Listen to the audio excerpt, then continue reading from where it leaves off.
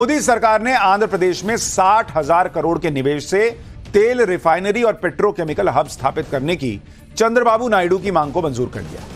बुधवार को चंद्रबाबू नायडू ने भारत पेट्रोलियम कॉर्पोरेशन लिमिटेड के अधिकारियों से मुलाकात की और यह रिफाइनरी स्थापित करने को लेकर चर्चा हुई।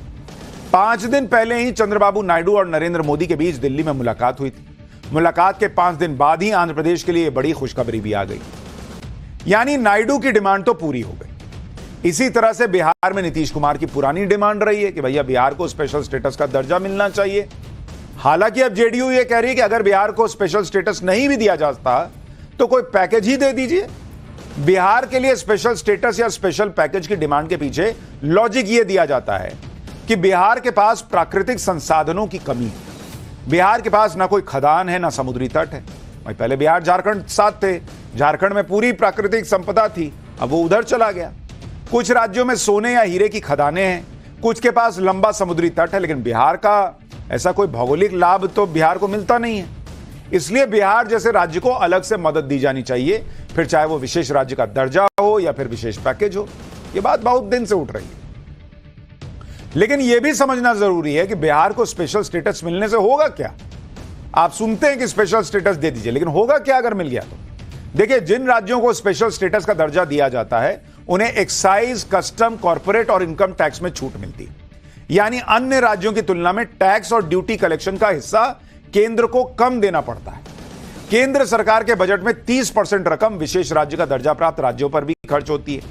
जिस राज्य को स्पेशल स्टेटस मिलता है, अगर वो राज्य किसी वित्त वर्ष में अपना बजट पूरा खर्च नहीं कर पाती है तो बाकी रकम उसे अगले साल फिर से दे दी जाती है, जबकि बाकी राज्यों के साथ ऐसा नहीं होता। इसी तरह स्पेशल स्टेटस वाले राज्यों को केंद्र सरकार जो सहायता राशि देती है उसमें 90% रकम अनुदान के तौर पर दी जाती है और सिर्फ 10% रकम लोन के तौर पर दी जाती है और उस पर भी कोई ब्याज नहीं लगता।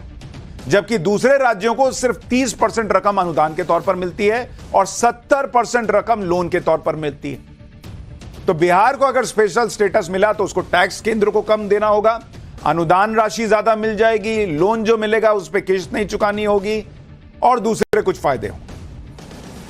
अब तक 11 राज्य ऐसे हैं जिन्हें स्पेशल स्टेटस का दर्जा मिल चुका है। यह दर्जा किस पैमाने पर मिलता है वो भी सुन लीजिए। जैसे संसाधनों की कमी, प्रति व्यक्ति आय बहुत कम होना, राज्य की कमाई में कमी होना, पहाड़ी इलाका, दुर्गम क्षेत्र और कम जनसंख्या, बॉर्डर स्टेट भी एक पैमाना होता है। अब बिहार के मामले में नरेंद्र मोदी क्या करेंगे? स्पेशल स्टेटस देंगे, स्पेशल पैकेज देंगे, क्या होगा ये तो अभी नहीं पता, वो तो आगे ही पता चलेगा। लेकिन नरेंद्र मोदी के सामने अभी कोई बहुत बड़ा संकट बिहार को लेकर खड़ा नहीं होने वाला, ये मान के चलिए, क्योंकि भाई एक तरफ तो चंद्रबाबू नायडू सेट है, तो नीतीश कुमार अलग से कुछ करेंगे ये तो लगता नहीं। और ऐसे में वो पहले ही कह चुके हैं कि भाई स्पेशल स्टेटस नहीं तो स्पेशल पैकेज दीजिए, तो देखिए अभी क्या होता है। लेकिन नरेंद्र मोदी के सामने दूसरा चैलेंज अगले संसद सत्र में विपक्ष की नई रणनीति से निपटने का भी है। बजट सत्र 22 जुलाई से 12 अगस्त तक चलने वाला है। लालू यादव पहले ही कहकर इंडी गठबंधन को बूस्ट कर चुके हैं, नरेंद्र मोदी की सरकार तो अगस्त में गिर जाएगी। दूसरी तरफ राहुल गांधी हाथरस से लेकर मणिपुर तक का दौरा करके आ गए। वो अगले सत्र में और जोश दिखाएंगे कि मैं तो घूम के आया हूं, बिना गए इतना हंगामा कर रहे थे तो अब तो होके आए, तो दिखाना ना है कि हम होके आए, हमको सब पता है। राहुल गांधी ने इसका ऐलान भी कर दिया। राहुल गांधी ने सोशल मीडिया पर कहा कि मणिपुर में हिंसा शुरू होने के बाद वो तीसरी बार वहां गए।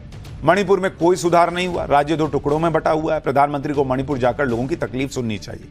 कांग्रेस पार्टी और इंडी गठबंधन मणिपुर में शांति की जरूरत को संसद में पूरी शक्ति के साथ उठाकर सरकार पर इस त्रासदी को खत्म करने का दबाव बनाएगी। राहुल गांधी ने एक वीडियो भी जारी किया जिसमें मणिपुर के हालात अब भी न बदलने का दावा किया। राहुल गांधी का यह वीडियो भी देख लीजिए। फिर आपको बताता हूं कि कांग्रेस नरेंद्र मोदी को घेरने का क्या सीक्रेट प्लान बनाए बैठी है। 1 साल पहले आया था,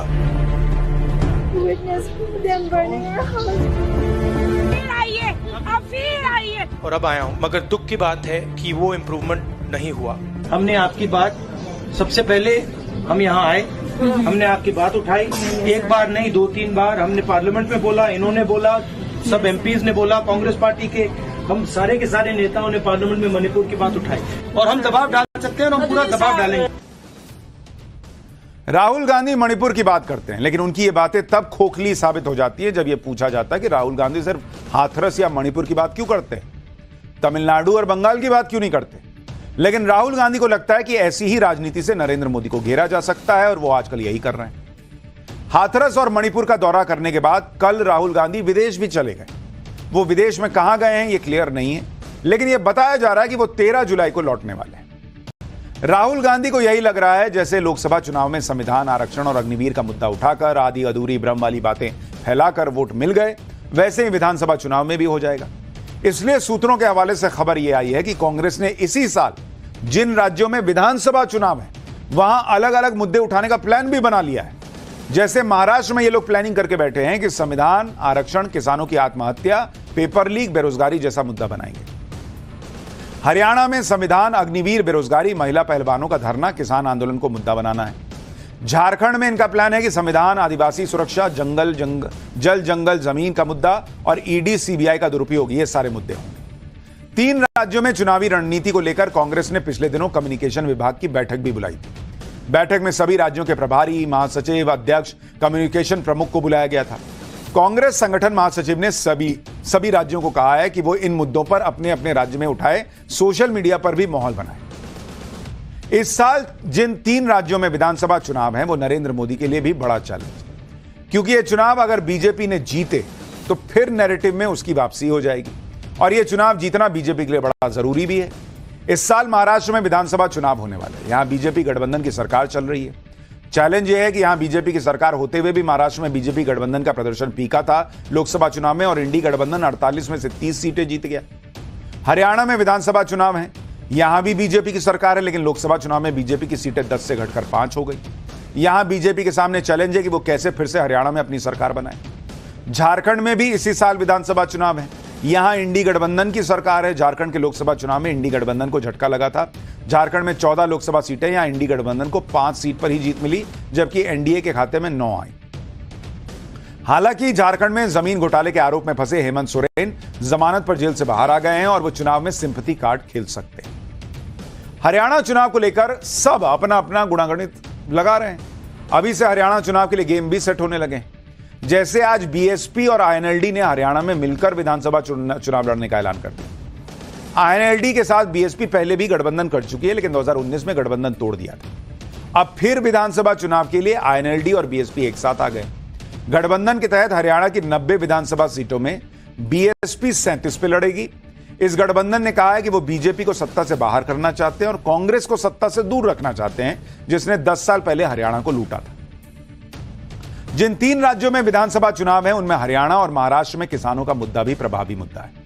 खास तौर पर हरियाणा के चुनाव को किसानों का मुद्दा बड़ा प्रभावित करेगा।